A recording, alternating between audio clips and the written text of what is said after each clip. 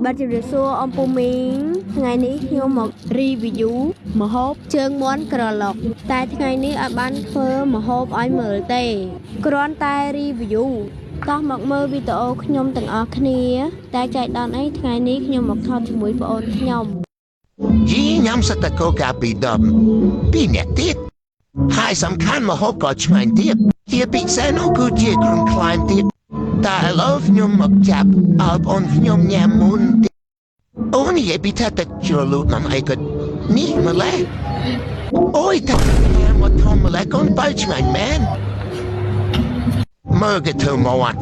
ឡើងនេះគូតមាត់មើលមាត់ឡើងខ្ជូតអូយមាត់គេឆ្ងាញ់ណាស់ឥឡូវដល់មាត់ខ្ញុំភ្លុំម្ដងនិ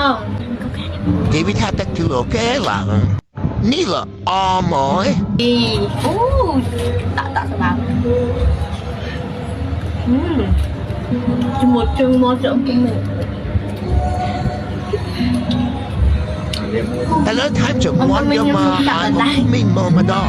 ngại thương mất nhắm rồi vậy biếtថាបងខ្ញុំមួយលឿនដល់កហើយលេងកូកាមុនខ្ញុំមកបានមួយដៃតាông bố mìnhជាមួយកូកាអំពុំមីងក៏មើលក៏ជន់កៅ